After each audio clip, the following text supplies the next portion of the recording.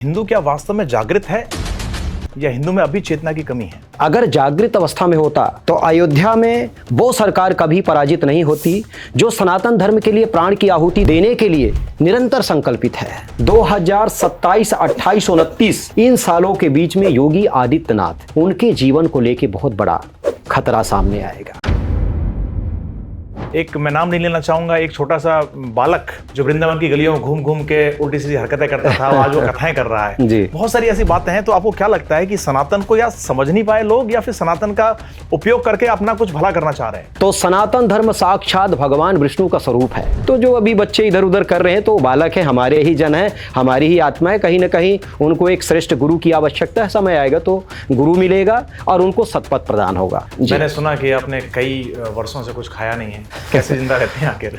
मेरा शरीर राम जी के चरणों के लिए समर्पित है। कभी जो भी प्रसाद मिल गया सो ग्रहण कर लिया, लेकिन अन्य का त्यागन मैं किया। आज तो शंकराचार्य स्वयं विचलित है, स्वयं नहीं पहचान पा रहे इस पद का महत्व क्या है, गरिमा क्या है। जब तक नहीं पहचान पाएंगे तो दिशा नहीं दे पाएंगे। महाराज जी, शास्त्र या संविधान किसको मानेंगे? शास्त्र। जो ये लचर संविधान है, इस संविधान को हटा के मिटा के संस्कृत से संविधान लिखने का समय आ गया, लिखना चाहिए। महाप्रलय आने वाली है। देखिए, भूकंप आएगा 2028 लास्ट में, प्रचंड भूकंप आएगा। राम राम बोल मेरे प्यारे मन बोल, कृष्ण कृष्ण बोल मेरे प्यारे मन बोल, राम राम बोल मेरे प्यारे मन, वाणी हरि गुण गाए। रामचंद्र भगवान की। अयोध्या में रामलला सरकार को कौन नहीं जानता? ये वही व्यक्तित्व है जिन्होंने गौ माता की रक्षा और हिंदू राष्ट्र की चेतना को जन जन तक पहुंचाने का संकल्प लिया। उनकी वाणी केवल शब्द नहीं बल्कि एक आह्वान है धर्म, संस्कृति और राष्ट्र की आत्मा को पुनर्जागृत करने की।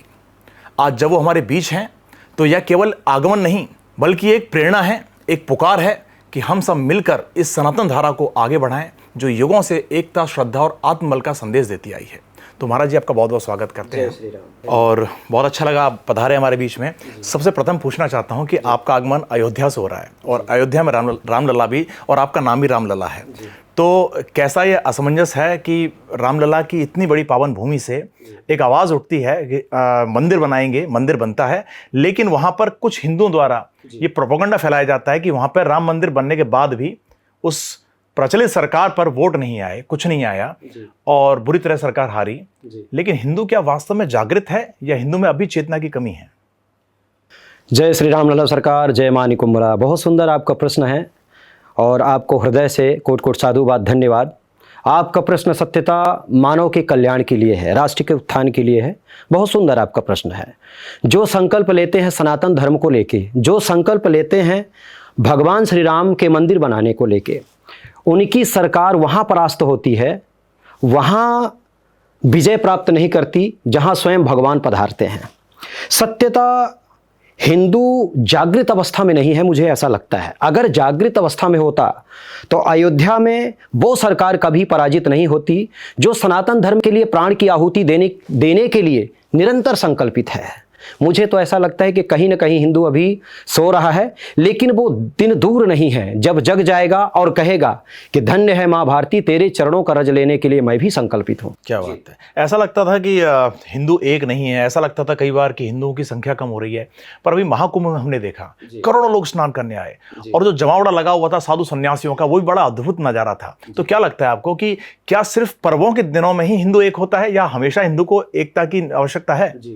ये भी बहुत सुंदर प्रश्न है। देखिए, हिंदू एकता को लेके अगर हम वार्तालाप करें, मुझे तो ऐसा लगता है कि हिंदू अलग है ही नहीं है, लेश मात्र, किंचित मात्र कहीं अलग नहीं। हाँ, इतना जरूर है कि कई बार सुसुप्त अवस्था में हिंदू चला जाता है, उसको जगाना पड़ता है। तो मुझे ऐसा लग रहा है कि अब हिंदू पूर्ण रूप से जग गया है, उसका संकल्प श्रेष्ठ है।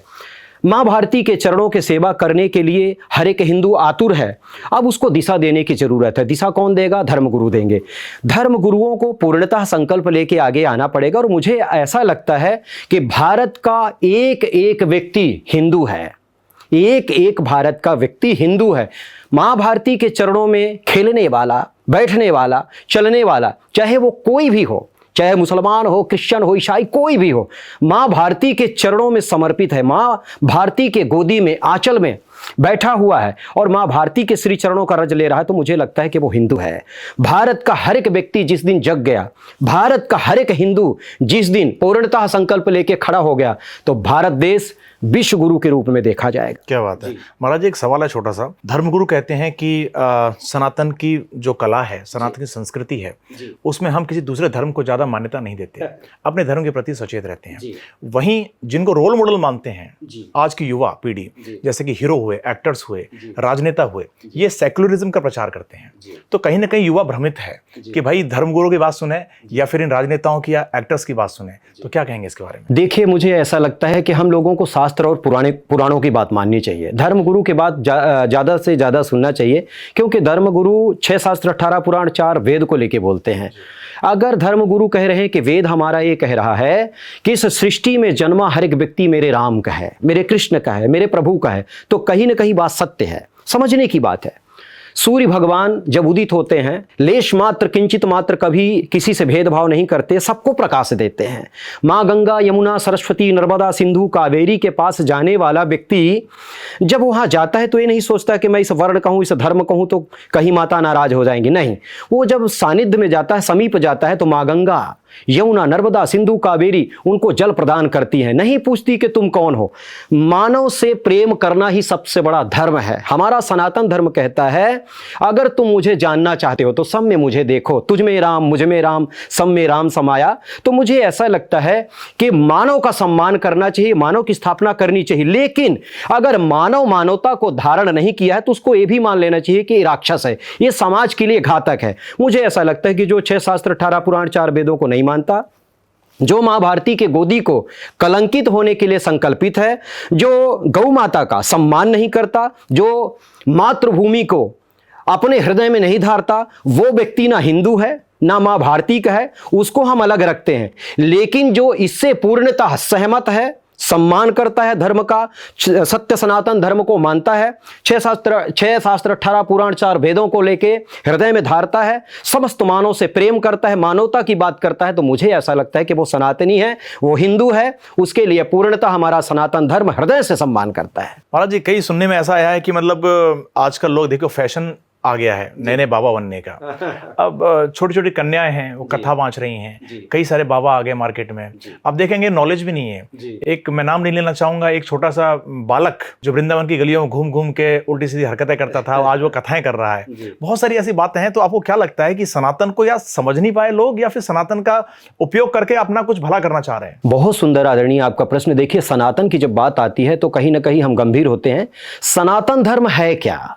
सनातन धर्म कहते किसे हैं? सनातन धर्म की पूर्णतः परिभाषा क्या है? अभी तक लोग, मुझे ऐसा लगता है कि नहीं जान पाए।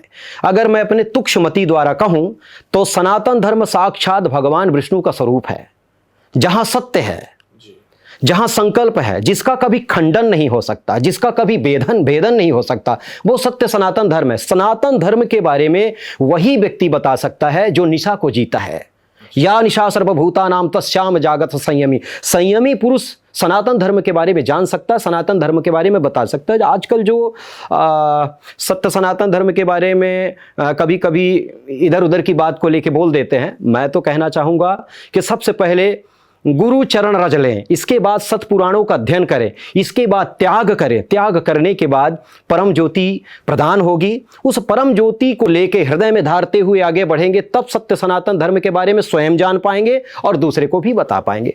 तो जो अभी बच्चे इधर उधर कर रहे हैं तो बालक है, हमारे ही जन है, हमारी ही आत्मा है। कहीं ना कहीं उनको एक श्रेष्ठ गुरु की आवश्यकता है। समय आएगा तो गुरु मिलेगा और उनको सतपथ प्रदान होगा। जी, आप रामलला सरकार हैं और ये अयोध्या में आपका बहुत अच्छा मतलब कह सकते हैं कि नाम है आपका, बहुत अच्छा आपके गुणों के कारण जाना जाता है, क्योंकि आप लोगों का भविष्य बता सकते हैं, ऐसा सुनने में रहा है। भविष्य जानने की क्या क्रिया होती है और इंसान क्या भविष्य जान सकता है?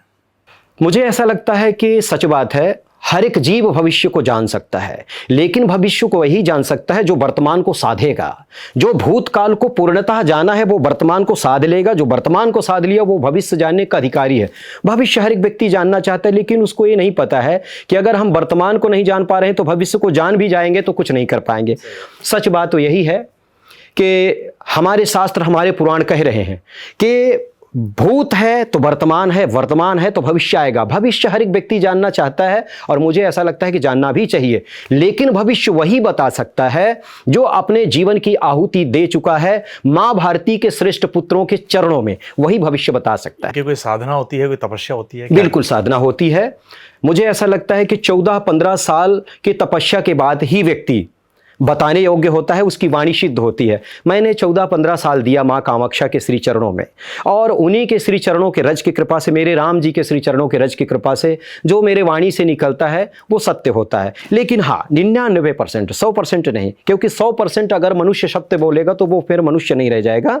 भविष्य को पूर्णतः जाना जा सकता है, बताया जा सकता है, लेकिन वही बता सकता है, वही जान सकता है जो साधना रत है। मैंने सुना कि आपने कई वर्षों से कुछ खाया नहीं है, कैसे जिंदा रहते हैं आखिर? भगवान के श्री चरणों की कृपा है, और मेरा एक छोटा सा संकल्प है, अपितु यहाँ उस पक्ष को मैं नहीं रख सकता। भगवान के श्री चरणों में प्रणाम करते हुए बस इतना मैं कहता हूँ, मेरा शरीर राम जी के चरणों के लिए समर्पित है। कभी जो भी प्रसाद मिल गया सो ग्रहण कर लिया, लेकिन अन्य का त्यागन मैं किया हूँ। क्या बात है महाराज जी। कई बार ऐसा लगता है कि हिंदू अपने में बंद कर रह गया है। हमने कभी किसी की भलाई के लिए आदमी 10 बार सोचता है आज की डेट में। तो ऐसा क्या कारण है कि हिंदू या तो गीता का अध्ययन नहीं करता इसलिए, या तो वो रोज मंदिर नहीं जा रहा इसलिए? अब दूसरे धर्मों को देखिए, वो इस चीज का ध्यान रखते हैं कि सुबह से लेकर शाम तक यही आपको धार्मिक कार्य करने हैं। हिंदू आखिर क्यों पीछे रह गया इसमें? मूलतः कारण धर्म को लेके ही हम बोलेंगे। आज हर एक हमारा हिंदू बालक सिर्फ और सिर्फ नवयुवक दुनिया, नवीनतम दुनिया को कहें, नवीनतम दुनिया की तरफ बढ़ गया है। जो नवीन दुनिया दिखाई दे रही, चमक दमक जो दिखाई दे रहा है, उसके तरफ आकर्षित हो रहा है। मुझे ऐसा लगता है कि उन बालकों को, उन नवयुवक पीढ़ियों को अपने सदग्रंथों को पहचानना चाहिए, माता पिता के श्री चरणों का रज लेना चाहिए। जो बालक माता पिता के चरणों का रज लेके अपने धर्म को जान के कार्य करता है, वो व्यक्ति पीछे नहीं है, वो आगे बढ़ गया है। कई बार हम स्वयं देखते हैं कि हम बच्चों को बताते हैं कि आप प्रातः काल उठिए, पावन श्री रामचरितमानस का अध्ययन करिए, सूर्य भगवान को अर्घ्य दीजिए, माता पिता के चरणों का रज लीजिए, उनके शब्दों को सुनिए, सुन के हृदय में धारिए, इसके बाद कार्य करिए। लेकिन कहीं ना कहीं त्रुटि गार्जियनों की भी है। जो गार्जियन है उनकी भी त्रुटि है। जो चीज़ बताना चाहिए वो नहीं बताते, और जिसको नहीं बताना चाहिए उसको बताते। आज हर एक माता पिता चाहता है कि मेरा बेटा, मेरा बच्चा सामर्थ हो जाए, अपने उदर पूर्ति का पालन करे, अपना उदर पूर्ति का साधन जुटाए और हमारे उदर पूर्ति का साधन जुटाए। इसके अलावा कुछ नहीं बताते। पहले ऐसा होता था आदरणीय कि पहले माता पिता सिर्फ और सिर्फ एक बात कहते थे, धर्म करो, धर्म से वृद्धि होगी, धर्म से समाज का उत्थान होगा, राष्ट्र का उत्थान होगा। आज कोई धर्म की बात ही नहीं करता, धर्म के बारे में बताता ही नहीं। हिंदू बालकों में सिर्फ और सिर्फ एक ही कमी है, वो अपने धर्म को ना सुन के दूसरे के धर्म की प्रशंसा सुनते हैं और उसी धर्म की तरफ अग्रसर होते हैं। मुझे ऐसा लगता है कि सनातन जो धर्म हमारा है, जिसको अभी मैंने कहा कि साक्षात भगवान विष्णु का स्वरूप है, सनातन धर्म ही एक ऐसा धर्म है जिसमें समस्त सृष्टियों की प्रभुता है, ख्याति है, कीर्ति है। अगर इस धर्म को हृदय में धार लेना तो मुझे ऐसा लगता है कि संसार के पंथों की आवश्यकता है ही नहीं। पर कहीं ना कहीं कुछ न कुछ त्रुटियां हम लोगों से होती है, पर समय बहुत जल्दी आने वाला। हर एक नवयुवक पावन श्री रामचरितमानस को हाथ में लेके और अपने जीवन को जिएगा, मुझे ऐसा लगता है। तो क्या आपको नहीं लगता कि धर्म गुरुओं की एक जिम्मेदारी है कि हर माँ बाप को ये मैसेज दे, बताए, या फिर एक सिस्टम बनाए कि भाई कम से कम शाम को तो मंदिर में आना चाहिए?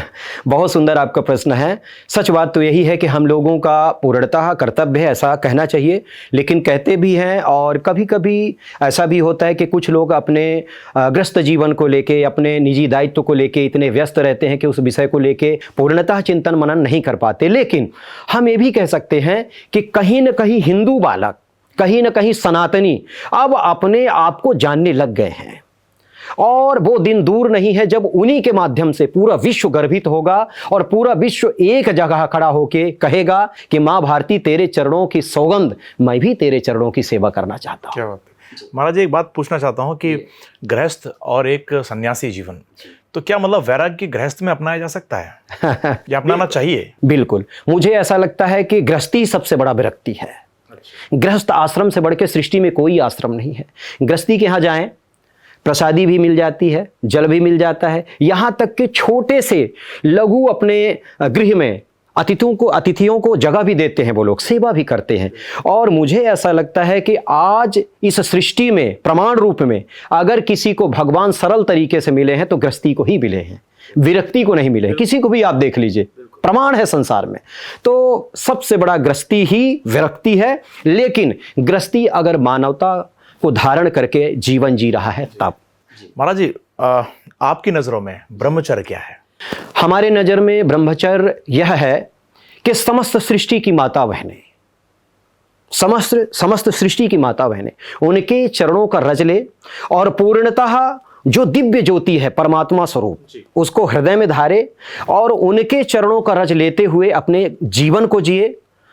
सबसे बड़ा ब्रह्मचर्य हमको यही दिखता है, यही लगता है। लेकिन कहीं ना कहीं ऐसा लगता है ना, देखिए साधु सन्यासी बहुत सारे हुए जो आजकल केसेस होने लगे धीरे धीरे। साधु सन्यासी फंस गए, बहुत सारे बापू फंसे, बहुत सारे लोग फंसे जी। तो कहीं ना कहीं ऐसा नहीं लगता कि ब्रह्मचारी का जीवन आज एक अधमचारी जैसा बनने लगा है? ये किसका प्रकोप है, क्या प्रभाव है? देखिए मैं आपको बताऊं, जिसके जीवन में गुरु का महत्व नहीं है, जिसके जीवन में पूर्णतः गुरु का प्रभाव नहीं है, जिसके जीवन में गुरु नहीं है, वह व्यक्ति कुपथित होता है, कुपथ धारण करता है, सुमार्ग को नहीं अपना पाता। मुझे ऐसा लगता है कि अगर किसी के ऊपर केस लग रहा है या नाना प्रकार के कृत्य देखने को मिल रहा है तो मैं तो यही कहूंगा कि उनके जीवन में कोई गुरु आया ही नहीं, वो स्वयं गुरु बन गए। वो स्वयं गुरु बन गए, वही पूछने वाला था।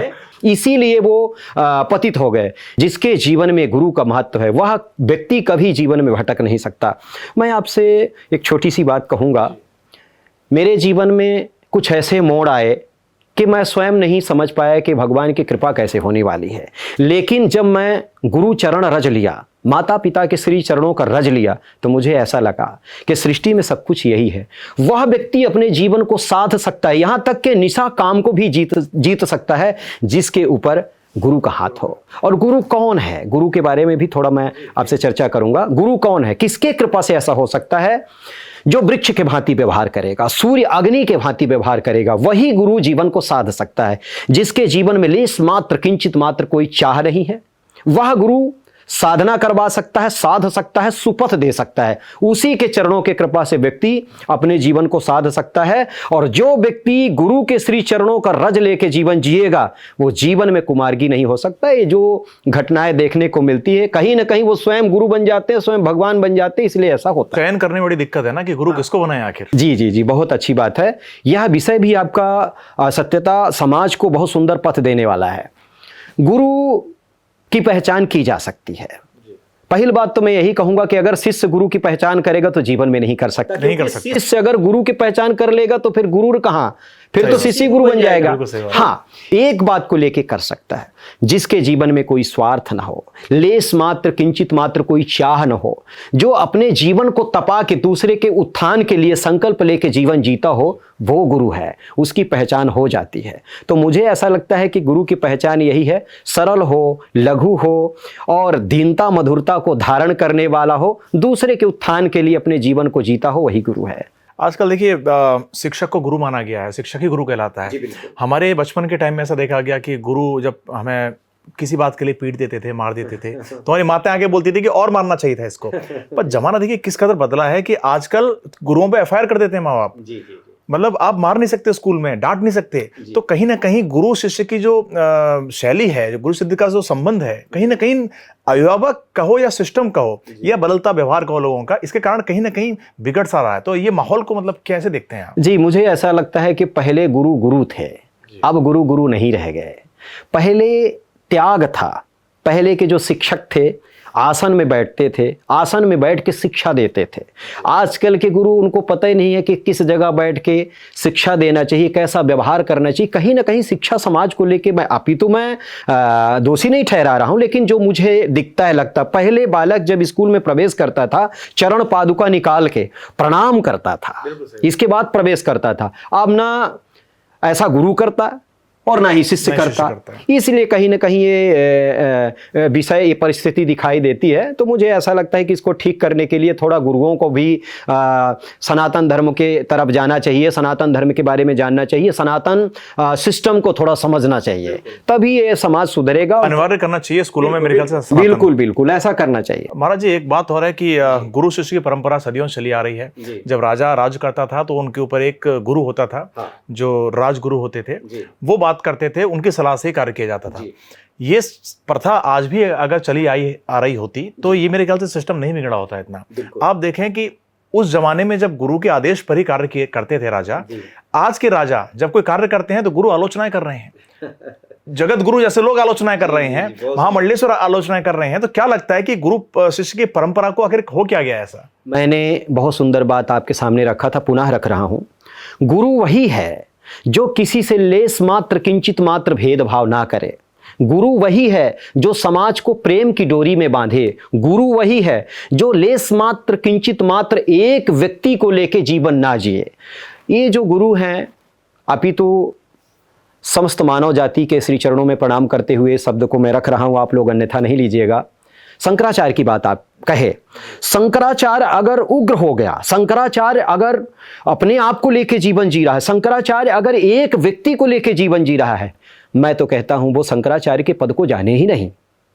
सच बात तो यही है कि देश का राजा तभी अपने धर्म का पालन कर पाएगा जब जगत गुरु शंकराचार्य पूर्णतः दिशा देंगे।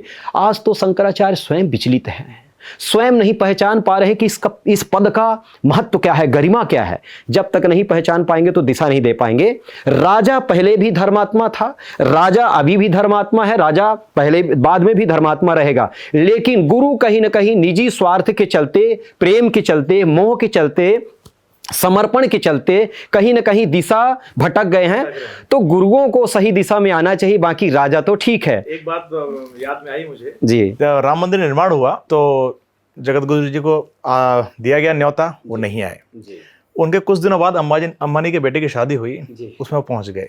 तो कहीं ना कहीं ये लग रहा है कि धर्म पैसों की ताकत पर ज्यादा फल फूल रहा है या उसकी तरफ आकर्षित हो रहा है। इसीलिए भारत देश कहीं ना कहीं अंधकूप में जाने के लिए तैयार है। मुझे ऐसा लगता है कि हर एक व्यक्ति जो धर्मगुरु के पद पे बैठा है, हर एक व्यक्ति को चाहिए कि वो अपने दायित्व का पूर्णतः निर्वाहन करे, लेकिन आज नहीं कर रहे हैं। आज हर एक व्यक्ति अपने स्वार्थ के लिए जीवन जी रहा है। अगर मेरा शिष्य अरबपति है, खरबपति है, तो मैं सोचूंगा कि उसी के यहाँ जाऊं ताकि मेरी प्रभुता बढ़े। गरीब को व्रत करना पड़ता है उनसे मिलने के लिए, गुरुओं से मिलने के लिए। मेरी एक, मैं नाम नहीं लेना चाहूंगा, ये बहुत बड़े धर्मगुरु हैं, वो कहते हैं हमें 7 दिन व्रत रखना पड़ता है निर्जला, उसके बाद गुरु के दर्शन पाने को मिलते हैं। वही गुरु 7वें दिन मुंबई में मेरे दोस्त के यहाँ पर उनके ऑफिस में बैठकर आए। तो कितनी बड़ी बात है कि धर्मगुरु आखिर पैसे वालों की क्यों है? मतलब भगवान आसानी से मिल जाते हैं पैसे वालों को। जी, आपका यह प्रश्न समस्त नवयुवकों को जगाने का काम करेगा और राष्ट्र के उत्थान में पूर्णतः भूमिका निभाएगा। मुझे ऐसा लगता है कि उनको धर्मगुरु नहीं कहा जाएगा। धर्मगुरु तो वो है जो माता सबरी के चरणों का रज लेने के लिए भी आतुर है। माता सबरी बहुत हैं, इस समय तो इतनी माता सबरी हैं कि गिनती नहीं गिनी जा सकती है। हर एक व्यक्ति माता सबरी के पथ पे चल रहा है। गरीब व्यक्ति चाहता है कि धर्मगुरु एक बार मेरे यहाँ आए, प्रसादी पाएं, कुछ मुझे बताएं। लेकिन वो लोग क्या करते हैं, अगर कोई ख्यातिवान है, प्रभुतावान है, खूब सारा धन देने वाला है तो उसके यहाँ चले जाते हैं, लेकिन गरीब आशा लगा के बैठे। मैं आपको बताऊं आदरणीय, मेरा तो संकल्प है कि मेरे माँ भारती के जितने भी सनातन पुत्र हैं जो माँ भारती के गोदी में खेल रहे हैं, मैं चाहे कितनी भी प्रभुता धारण कर लूं, पालूं, कितनी भी ख्याति अर्जित कर लूं, लेकिन मैं उन्हीं के श्री चरणों की सेवा करते हुए जीवन को जीऊंगा। क्या बात, मेरे जीवन का यही लक्ष्य है। महाराज जी, शास्त्र या संविधान किसको मानेंगे? शास्त्र। तो शास्त्र के अनुकूल क्या संविधान है? नहीं। तो शास्त्र के आधार पर अगर हम मानना शुरू कर दें तो क्या लगता है देश सुचारू रूप से चल सकेगा? मुझे लगता है कि शास्त्र को ही मानना चाहिए और जो ये लचर संविधान है, इस संविधान को हटा के, मिटा के संस्कृत से संविधान लिखने का समय आ गया, लिखना चाहिए। क्योंकि जो शास्त्र कहता है, 6 शास्त्र 18 पुराण 4 वेद जो मानवता को लेके कहते हैं, मुझे ऐसा लगता है कि शास्त्र पुराणों की ही बात मानना चाहिए। इस संविधान के बात को मानना ठीक नहीं है। तो अगर ऐसा हुआ तो धर्मगुरु फिर राजनीतिक बन जाएंगे? नहीं, ऐसा बिल्कुल नहीं है। जो धर्मगुरु हैं वो धर्मगुरु ही रहेंगे, लेकिन राजनीति कहीं ना कहीं धर्म से संबंध रखता है। राजनीति को लेके धर्म चलता है, क्योंकि धर्म नहीं तो राजनीति नहीं, राजनीति नहीं तो धर्म नहीं। अपितु धर्म तब तक है जब तक सृष्टि है, जब तक सूर्य है, धर्म है। धर्म को तो खैर कोई मिटा ही नहीं सकता, उसका खंडन नहीं हो सकता, लेकिन राजनीति भी बहुत भूमिका निभाती है धर्म के लिए। इसलिए मुझे ऐसा लगता है कि शास्त्र, संविधान नहीं। आप देखेंगे सनातन के जितने शास्त्र लिखे गए, जितने भी अध्याय लिखे गए, जितने भी शास्त्रों में, जितने पुराणों में, वो संस्कृत में लिखे गए। संस्कृत लुप्त हो रही है धीरे धीरे। देखिए, भारत देश गुलाम क्यों हुआ? अगर हम सरल शब्दों में जानने की कोशिश करें, भारत देश आखिर गुलाम क्यों हुआ? मूलतः भाषा को लेके। एक समुदाय को आप देख लीजिए, विश्व के किसी भी कोने में रहता है, एक ही भाषा बोलता है, एक ही भाषा। मैं अगर सरल शब्दों में कहूं, स्पष्टीकरण करूं, तो मोमडन मुसलमान विश्व का कहीं का भी हो, किसी भी जगह को उर्दू बोलता है, सही बात, अपनी भाषा को समझता है। लेकिन हमारे भारतीय लोगों को देखिए, आप राजस्थान में जाइए तो राजस्थानी, हिंदी बोलने में शर्म आती है। जी, हरियाणा में जाइए तो हरियाणवी, मध्य प्रदेश में मध्य प्रदेशी की भाषा, छत्तीसगढ़। अभी दक्षिण भारत में जाइए तो हम लोगों को ऐसा लगता है कि हम अपने देश में है ही नहीं। सही बात है। सबसे ज्यादा दुर्भाग्य है इस देश का, जो भाषा से व्यक्ति वंचित हो रहा है, भाषा से दूर जा रहा है। अगर भारत देश को भारत देश रहने देना है ना, तो भाषा को एक जगह स्थायी करना होगा, मातृभाषा जो हमारी हिंदी भाषा है। नहीं, कहीं ना कहीं ये भी आता है। देखिए, आज के धर्म गुरु लोगों को बरगला रहे हैं। कहीं ना कहीं ऐसा लग रहा है कि धर्म शायद एक ऐसे रास्ते पे चल रहा है जहां पर धार्मिक लोग नहीं रहते, सिर्फ लालची लोग रहते हैं। आप किसी मंदिर चले जाइए, आपको 501 रुपया अगर देंगे तो ही पूजा कर पाएंगे। मैंने कई ऐसे, नाम नहीं लेना चाहूंगा, ऐसे भव्य मंदिर देखे हैं जहां पर आप 1000-1500 रुपए दिए बिना पूजा नहीं कर सकते। तो क्या लगता है, कहीं ना कहीं धर्म गुरुओं की भी, या फिर ऐसे गुरुओं की भी कहीं ना कहीं कमी रही है कि अपने धर्म को गलत शिक्षा दे रहे हैं? क्योंकि वही आदमी धर्म से विमुख हो जाएगा कि भाई पैसे देके जब आना है, वीआईपी लाइन देकर, वीआईपी में पैसे देकर, तो हम भगवान के दर्शन क्यों करें? घर में बैठ के कर सकते हैं। भगवान तो कहते हैं रग रग में व्याप्त है। भगवान कहता है, मेरा स्वामी कहता है, मेरे प्रभु कहते हैं। पावन श्री रामचरितमानस में कविकुल कमल दिवाकर गोस्वामी श्री तुलसीदास महाराज जी लिखते हैं, निर्मल मन जन सो मुहि पावा, मोहि कपट छल छिद्र न भावा। अगर सत्यता मुझे जानना चाहते हो, मेरा राम कहते हैं, अगर मुझे जानना चाहते हो तो निर्मलता लाओ, सहजता लाओ, लघुता लाओ। अगर लघुता धारण कर लिए तो मैं मंदिर में नहीं हूं, मैं तुझे में हूं, तुझ में, तेरे हृदय में बैठा हूं। सच बात तो यही कि जो मंदिर में लाइन लगा के खड़े होते हैं ना पैसा लेके, वो लोग गलती करते हैं। वो लोग बहुत गलती करते हैं। जो गरीब 200 किलोमीटर दूर बैठा होता है, या 200 मीटर दूर बैठा होता है, या 2 किलोमीटर दूर बैठा होता है, आस लगा के कि मेरे राम के दर्शन होंगे। सच बात तो यही है कि राम उसी को दर्शन देते हैं, किसी भी रूप में दे, किसी भी रूप में दे, लेकिन राम उसी को दर्शन देते हैं, क्योंकि वो श्रद्धावान है। अमीर व्यक्ति जाएगा, पैसा की गर्मी को लेके जाएगा कि मैं धन दूंगा, तो पुजारी जी जल्दी से एंट्री करवाएंगे, पूजन करवाएंगे, और मैं कहूंगा कि बहुत जल्दी दर्शन कर लिया। ऐसा नहीं होना चाहिए। सच बात तो यही है कि जो वो गरीब आशा लगा के बैठा है, निर्मल निश्चल भाव का व्यक्ति बैठा है, भगवान उसी को दर्शन देते हैं। तो जो ये प्रथा है मंदिरों में, ऐसा हो गया, ऐसा नहीं होना चाहिए। ये समाज को कहीं ना कहीं कलंकित कर रहा है, दूषित कर रहा है, गलत मोड़ दे रहा है। जी महाराज जी, सेवा और प्रार्थना, ये दोनों एक जैसे प्रतीत होते हैं, लेकिन कहीं ना कहीं ऐसा लगता है जो सेवा कर रहा है इंसान, अगर वो मंदिर नहीं जा रहा तो ऐसा कहा जाता है भाई धर्म से विमुख हो गया है। और दूसरी तरफ जो आदमी मंदिर की पूजाएं कर रहा है, माला जाप कर रहा है, वो आए हुए भिखारी को भी तिरस्कार कर देता है। तो क्या लगता है आपको, धर्म के मार्ग में कौन चल रहा है इन दोनों में से? सेवा से बड़ा कोई धर्म नहीं है। पर ही ससरी धर्म नहीं भाई, पर पीड़ा समन दमाई। दुखी को अगर देख के हृदय द्रवित हो जाए, कोई अश्रु बहा रहा है, उसके अश्रु को पोंछ के प्रेम प्रदान कर दिया जाए, इससे बढ़ के कोई धर्म नहीं है। और मुझे तो ऐसा लगता है कि ठीक है, कर्म की बात भी हम लोग रखते हैं, लेकिन सत्यता, अगर कोई व्यक्ति धर्म करता है तो परोपकार रूपी धर्म करे, उसी से परमात्मा प्रसन्न होते, उससे बढ़ के कोई धर्म नहीं है। और पावन श्री रामचरितमानस प्रमाण भी दे रहा है, पर इस सरिस धर्म नहीं भाई, पर पीड़ा समन दमाई। दूसरे के ऊपर दया करना, दूसरे की सेवा करना, दूसरे का सहयोग करना, दूसरे के लिए जीवन जीना, इससे बड़ा कोई धर्म है ही नहीं है।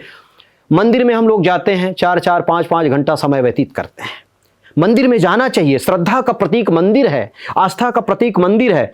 भगवान के श्री चरणों तक जाने के लिए मंदिर ही एक सुगम रास्ता है, मंदिर जाना चाहिए। लेकिन अगर मंदिर के बाहर कोई असहाय व्यक्ति बैठा है, दीनहीन बैठा है, भूखा प्यासा बैठा है, तो मुझे ऐसा लगता है कि मंदिर में फिर उस समय लड्डू या पेड़ा चढ़ाने की आवश्यकता नहीं है। सबसे पहले उसके चरणों की पूजा करो, उसके क्षुधा को शांत करो, हृदय से लगाओ, मेरा राम प्रसन्न हो जाएगा। ऐसा करना चाहिए। महाराज कहीं कहीं आपने देखा होगा नवरात्रि में पंडाल लगते हैं बड़े बड़े और आयोजन होता है कार्यक्रमों का, गरबा नृत्य होता है, जी अपार भीड़ होती है। जी सिर्फ हमारे धर्म के नहीं, अन्य धर्म के लोग भी आ टपकते हैं। जी। पर कितनी शर्मनाक बात है कि उसके बाद मंदिर में कोई खड़ा नजर नहीं आता है। तो क्या एक धर्म को फैशन मान लिया गया आज की डेट में? जी, ये आपका बहुत सुंदर कहना है। इस विषय को लेकर सभी को चिंतन मनन करना चाहिए। सच बात तो यही है कि आज के लोग धर्म को फैशन ही मान लिए हैं। धर्म को समझते हैं कि धर्म सिर्फ और सिर्फ मेरे हिसाब से चल रहा है। फोटो खिंचाने के लिए वृंदावन जा रहे हैं, काशी जा रहे हैं लोग। जी बिल्कुल बिल्कुल, आपका कथन सत्य है। अभी शंकराचार्य जी आएंगे तो शंकराचार्य जी के पास सब अरबपति ही पहुंचते हैं कि एक फोटो खींच जाएंगे, ठीक है ना। गरीब आदमी को आने ही नहीं देते। मंदिर में जाएंगे तो वीवीआईपी प्रोटोकॉल लेके जाते हैं ताकि हमको कोई देखे तो कहे कि बहुत वीआईपी आ रहा है, ठीक है ना, दर्शन करने के लिए। ये सब जो है ना कहीं भारतीय संस्कृति का खंडन कर रहा है और भारतीय संस्कृति को लुप्त कर रहा है। मुझे तो ऐसा लगता है कि जो भक्त होता है, जो सत्यता परमात्मा को जानना चाहता है, जो सत्यता भगवान के चरणों का दर्शन करना चाहता है ना, वो चरण पादुका भी पाँव में नहीं पहनेगा, नंगे पाँव जाएगा दर्शन करने के लिए। अभी अगर हम सतपुराणों की बात करें तो राजा दशरथ गुरु जी से मिलने जब गए पुत्र की इच्छा को लेके, तो वो हाथी घोड़ा को सजा के नहीं गए, नंगे पांव गए। तब उनको गुरु श्री चरणों का रज प्राप्त हुआ। तो मेरा कहने का तथ्य तात्पर्य यह है कि हर एक व्यक्ति को फैशन नहीं मान लेना चाहिए धर्म को। हर एक व्यक्ति को ये मानना चाहिए कि धर्म हमारा प्राण है। इस धर्म को हम सहजता के साथ धारण करते हुए परमात्मा के श्री पथ तक पहुंचे। जी महाराज, आप स्वयं एक धर्म गुरु हैं।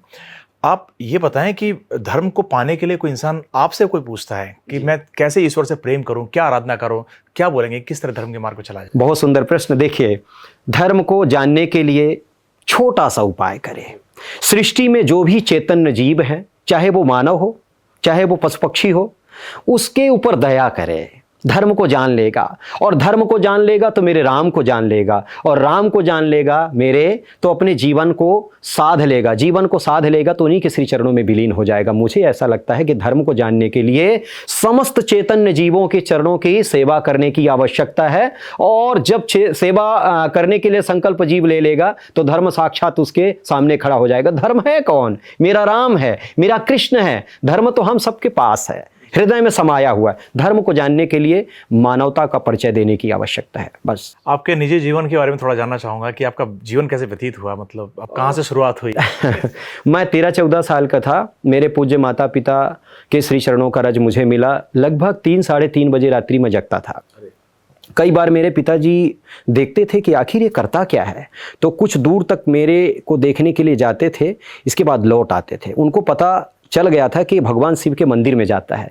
मेरा एक मित्र था और था क्या, वो अभी हैं, तो उनके साथ में जाया करता था। हम लोग नित्य प्रतिदिन 3 बजे 3:30 बजे पहुंच जाते थे विश्वनाथ भगवान के चरणों में दर्शन के लिए। गांव से थोड़ा ही दूर मंदिर, वहाँ जाके शिव भगवान की पूजा करते थे। इसके बाद ऐसा लगा कि मुझे इस घर से दूर जाना चाहिए। शिक्षा ग्रहण करने के लिए जाते मन नहीं लगता, तो मुझे ऐसा लगा कि इस घर को छोड़ना चाहिए। तो सबसे पहले मैं गया प्रयागराज से मन तृप्त नहीं हुआ तो चित्रकूट गया। चित्रकूट में कुछ समय रहा। इसके बाद मैं चला गया काशी, भगवान विश्वनाथ की नगरी में। वहाँ रहा 1 साल तक। इसके बाद एक अवधूत भगवान के चरणों की कृपा हुई और वो अभी इस धराधाम में नहीं है। बहुत दयालु संत, ऐसे संत अभी देखने को नहीं मिलते। कोई भी व्यक्ति उनके पास पहुंच जाए, चाहे गरीब पहुंच जाए, अमीर पहुंच जाए। अभी तो बहुत ख्यातिवान थे, सिद्ध संत थे, लेकिन कोई भी पहुंच जाता था तो सबसे पहले उसको गले लगाते थे। मेरे राम आ गए, मेरे प्रभु आ गए, मेरे विश्वनाथ आ गए, ऐसे बोलते थे। तो मुझे बोले कि तू दक्षिण दिशा जा। तो मैं बोला कि गुरुदेव भगवान दक्षिण दिशा में मैं कहाँ जाऊँ? तो मुझे बोले कि एक जगह है, उस जगह को मैं बता रहा हूँ, वहाँ चला जा। मुझे कामरू भेज दिए, माँ कामाक्षा के चरणों में भेज दिए। वहाँ मैं समय व्यतीत किया और वहाँ से मुझे कुछ प्राप्त भी हुआ। ऐसे हमारा जीवन चला और अभी मानवता के उत्थान के लिए मानव के श्री चरणों करज लेते हुए मैं अपने जीवन को जी रहा हूँ। मुझे ऐसा लगता है कि मेरा भारत देश विश्व गुरु के रूप में स्थापित हो। भारत देश की जो प्राण है गौ माता, वो राष्ट्र माता के रूप में स्थापित हो और पूरा विश्व भारत देश के रज लेने के लिए संकल्पित हो जाए। मैं बस यही चाहता हूँ। क्या बात है। हमने सुना है कि आप एक अच्छे गायक हैं जो भजन गाते हैं और आपकी एल्बम भी रिलीज हो चुकी है शायद। जी। तो क्या है मतलब वो? टी सीरीज में मैं 2 भजन गाया हूँ। एक प्रभु जी की आरती गाया हूँ, हे प्रभु राम तेरी आरती गाऊँ, और एक बाणी हरि गुण गाए। ये मेरा भजन भगवान के चरणों कृपा से। थोड़ा मतलब अगर दर्शकों को सुना सकें तो आप। जी जी, अवश्य अवश्य गुनगुनाऊंगा। अभी तो सामवेद नहीं लिया हूँ, अधिकतर रखता हूँ, लेकिन वैसे गुनगुनाऊंगा।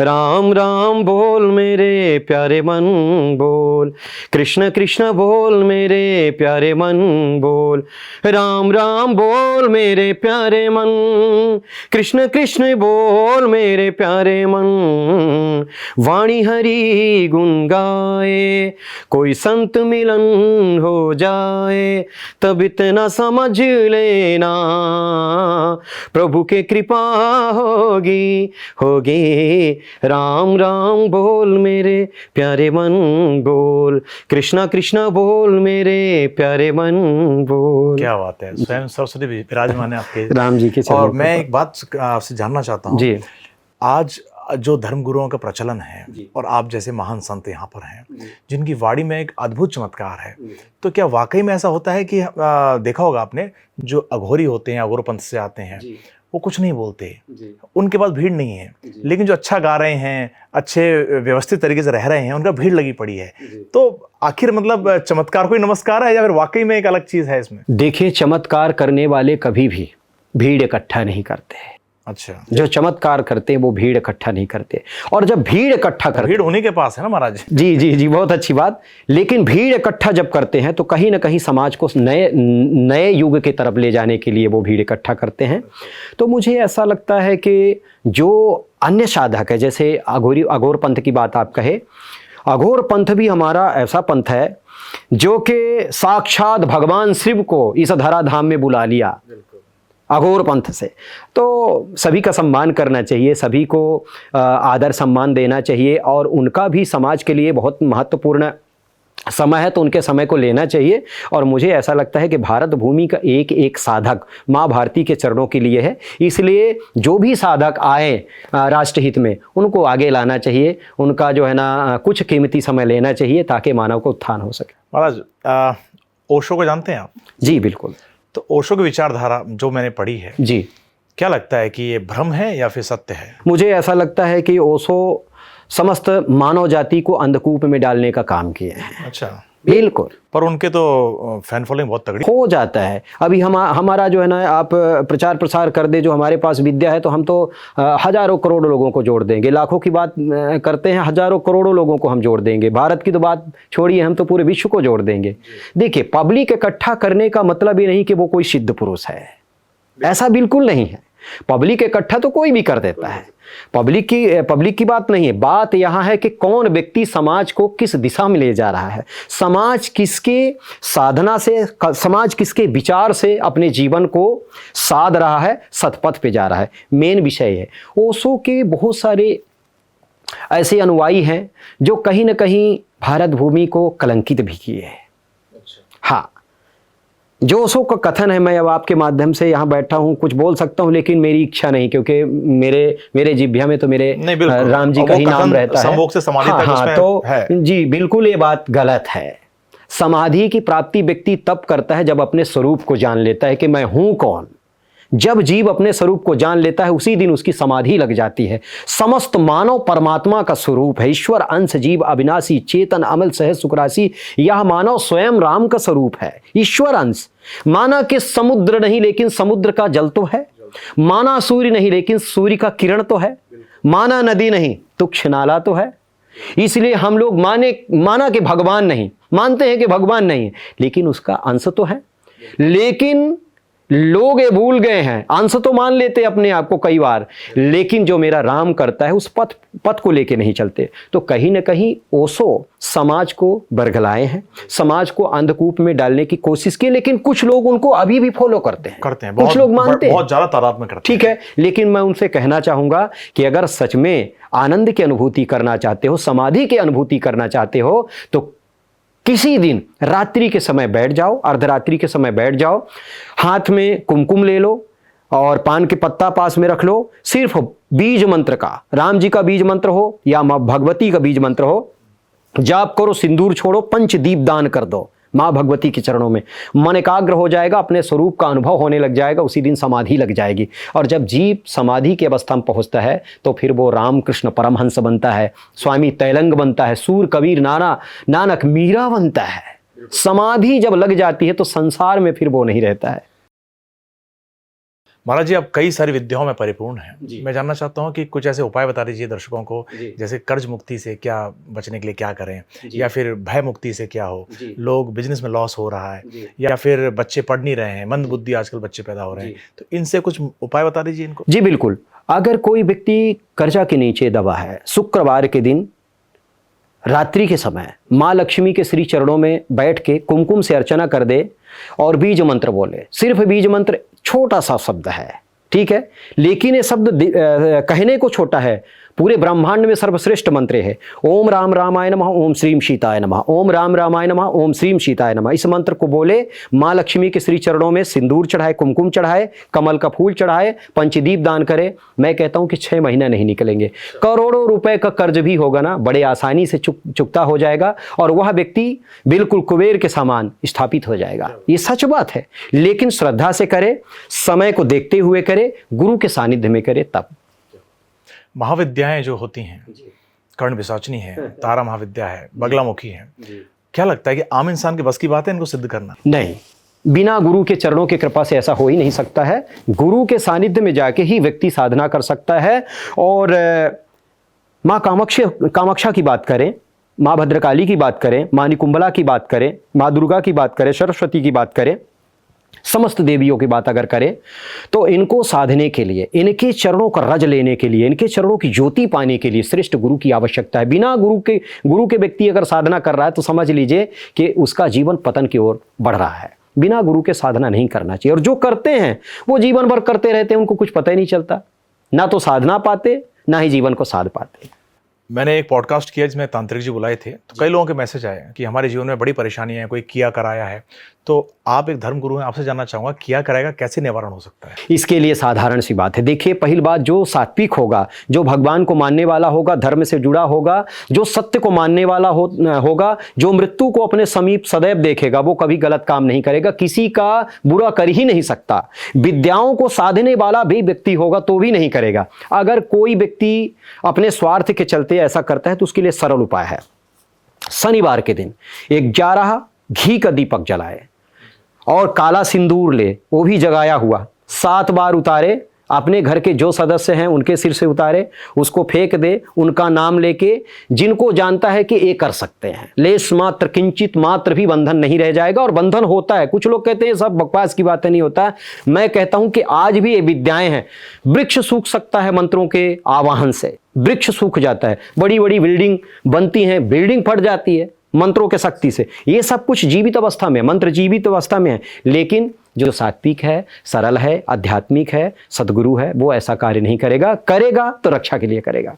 तंत्र और तपस्या किसको साधने से ईश्वर प्राप्त हो सकता है? तपस्या का ही दूसरा रूप तंत्र है, तंत्र मंत्र है, ठीक है ना, तंत्र मंत्र। देखिए, मुझे ऐसा लगता है कि तपस्या 2 प्रकार का तप होता है, एक सात्विक, एक उग्र तप। उग्र तप वो करते हैं जो स्वयं अपने के लिए करते हैं, सात्विक वो करते हैं जो भगवान को पाने के लिए करते हैं। जैसे संसारिक भोग को भोगना है, संसारिक ख्याति को अर्जित करना है, तो व्यक्ति तामसी तप करेगा, और भगवान के प्राप्ति के लिए अगर तप करेगा तो सात्विक तप करेगा। जो रामानंद संप्रदाय के हैं, ये लोग अधिकतर राम जी के चरणों का रज लेके राम नाम का जाप करते हैं और श्री राम महायज्ञ करते हैं, राम जी का तप करते हैं, तपस्या करते हैं। और जो जैसे माँ भद्रकाली के साधक हैं, मैं भी माँ निकुंभला कामाक्षा का साधक हूँ, लेकिन हमारी जो साधना है, हमारा जो राह है वो अलग है। हमारे साधना से किसी न किसी व्यक्ति का कल्याण होता है। मैं आज तक अपने निजी स्वार्थ के लिए कभी भी विद्या का प्रदर्शन नहीं किया, अपितु सीतानाथ के चरणों की कृपा से कभी भारत देश को अगर हमारी जरूरत पड़ी और कोई व्यक्ति चुनौती दिया, अगर सामने पक्ष रखा कि हम नहीं मानते कि विद्या होती है, तो रामलला सरकार सर्वप्रथम वहां दिखाई आपको देंगे। क्या बात है, यानी तांत्रिक गतिविधियों से भी और अपनी जो चमत्कारी शक्तियों से बिल्कुल भी। बिल्कुल, ये सब है, जीवित हैं, साधक के लिए है, जो साधना किया है। लेकिन अब जैसे देवरा बाबा को हम ले लें, देवरा बाबा के पास बहुत सिद्धि थी। 12-12 15-15 घंटे वो जल के अंदर रहते थे और कृष्ण नाम का जाप करते थे। स्वामी तेलंग माँ गंगा की गोदी में 24-24 घंटे ऐसे लेटे रहते थे, माँ गंगा के चरणों का रज लेते थे, भगवान शिव का जाप करते थे। जितने साधक हुए, परम उपासक हुए, गजानन महाराज, स्वामी सामर्थ, ये दिन भर स्मशान घाट में पड़े रहते थे, साधना करते थे, लेकिन निजी स्वार्थ के लिए नहीं। जब परमार्थ की बात आती थी, देश के उत्थान कल्याण की बात आती थी, तो सिर्फ हस्त वर्धक रख देते थे उनके सिर में, जाओ कल्याण होगा, इस मंत्र से तुम्हारा उत्थान होगा, ऐसा कर लेना। निजी स्वार्थ के लिए नहीं। पहले राजा रजवार जाते थे, महाराज सोना ले लीजिए, समस्त वैभव कीर्ति ले लीजिए, भगा देते थे, नहीं मुझे नहीं चाहिए, तुम्हारा उत्थान होगा, इस मंत्र से होगा, इसका जाप करो, अनुष्ठान करो, कल्याण होगा। लेकिन आज तो साधना का भी महत्व नहीं रह गया। जिसके पास साधना है उसको मेन फ्रंट पे लाते नहीं, जिसके पास कुछ नहीं है उसको लोग मेन फ्रंट पे लाते, इसलिए समाज दूसरी। जैसा कि लोगों ने बताया कि आपका बहुत सारी सिद्धियां हैं, साधना है, तो मैं जानना चाहता हूं आपसे कि अब आप बताओगे नहीं, मुझे मालूम है, क्या ऐसी साधना मौजूद हैं कि मन की गति से चलना, पानी पर चलना, किसी के यहाँ पहुंच जाना, 2 शरीर धारण कर लेना? जी, ये है वाकई में? देखिए, अष्टांग योग में बहुत विस्तारीकरण किया गया है कि व्यक्ति नवीन शरीर धारण कर सकता है, गायब हो सकता है। अभी तो मैं माँ निकुंभला का साधक हूँ और मैं कई बार प्रमाण दे चुका हूँ। आपके चैनल में भी है, जो मीडिया वाले हैं वो चैनल में अपने रखे हैं प्रमाण, बहुत सारे प्रमाण हमारे हैं। लेकिन कई बार हम स्वयं शून्य हो जाते हैं। मुझे ऐसा लगता है कि इन विद्याओं का प्रदर्शन नहीं करना चाहिए, क्योंकि विद्या सिर्फ साधना के लिए है, जीवन को कल्याण पथ पे ले जाने के लिए है, निजी स्वार्थ के लिए नहीं है। लेकिन अगर इस विद्या को लेके सच में कल्याण करने के लिए जीव निकल पड़े ना, तो ये विद्या जागृत अवस्था में है, सब कुछ है। अभी सब कुछ, पानी में व्यक्ति चल सकता है, दीप प्रज्वलित कर सकता है, किसी के मन की गति को सेकंडों में पढ़ सकता है, लेकिन हर समय नहीं करना चाहिए, क्योंकि इसकी अवस्था अलग अलग है। तो रामलला सरकार में से क्या विशेषता है जो किसी और में नहीं? मेरी कोई विशेषता नहीं, विशेषता तो मेरे राम जी के चरणों की है। लेकिन यह है कि जो मेरी वाणी है, जिसको जो बोला हूं आज तक, वाणी मेरी सत्य हुई है। और जितने अभी राजनेता भारत में हैं, लगभग 70% राजनेता जानते हैं, जिनके लिए मैं लिख के दिया वो व्यक्ति स्थापित है, जिनके लिए जो भी बोला वो हुआ है। और कुछ हमारे वीडियो भी डले हैं, भविष्य को लेके भी मैं बोला हूं, वो भी सिद्ध होगा। ये सब आप लोग, आपने महाप्रलय का जिक्र किया था, आपने विश्व युद्ध का जिक्र किया है, तो क्या लगता है कि महाप्रलय आने वाली है? देखिए, भूकंप आएगा 2028 लास्ट में, प्रचंड भूकंप आएगा। और दक्षिण भारत, कुछ गुजरात का पार्ट होगा और बृहद होगा, प्रचंड होगा। उसके वजह से जो है ना कहीं व्यक्ति बाधित होगा, पीड़ित होगा, ऐसा मुझे दिख रहा है। और एक मैं बहुत बड़ा शब्द बोला हूँ, बहुत बड़ा शब्द रखा हूँ, 2027, 28, 29 इन सालों के बीच में योगी आदित्यनाथ, जो देश के उद्धारक हैं, उत्थानक हैं और प्रधानमंत्री के रूप में देखे जा रहे हैं, उनके जीवन को लेके बहुत बड़ा खतरा सामने आएगा। हम लोग चाहते हैं कि राष्ट्र का उत्थान हो उनके द्वारा, इसलिए हम लोग लगे हैं कि उनके जीवन में कोई भी संकट जाके उनको बाधित ना करे। लेकिन सच बात है, ये विषय सामने दिखाई देगा, ये शब्द आएगा। युद्ध का माहौल चल रहा है पूरी दुनिया के अंदर, क्या लगता है महाविनाश आने वाला है? बिल्कुल नहीं, सब शांत हो जाएंगे, क्योंकि सनातन धर्म का जो परचम है वो अपने प्रभाव से, अपने प्रकाश से कहीं ना कहीं शांति प्रदान करेगा। महाविनाशक युद्ध नहीं होगा, छोटी छोटी बातें, छोटा छोटा युद्ध ये होगा, इससे कोई प्रभाव नहीं पड़ेगा ज़्यादा। राजनेताओं को क्या संदेश देना चाहेंगे आप? राजनेताओं को मैं बोलूंगा कि सिर्फ धर्म को लेकर जीवन जियो, अपने कुर्सी को कलंकित ना करो, 6 शास्त्र 18 पुराण 4 वेदों की बात मानते हुए जीवन जियो, राष्ट्र का उत्थान करो, माँ भारती के चरणों की सेवा करो।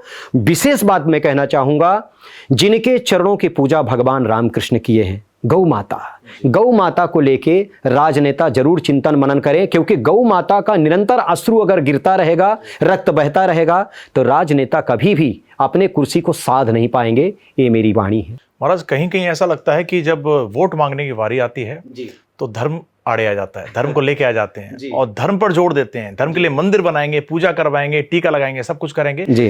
राजनेता बनते ही उसी धर्म को भूल जाएंगे। राजनेता कहते किसे हैं, पहले इस बात को लेके जाने। राजनेता वो है जो धर्म को लेके चलता है, धर्म परायण होता है, उसको राजनेता कहते हैं।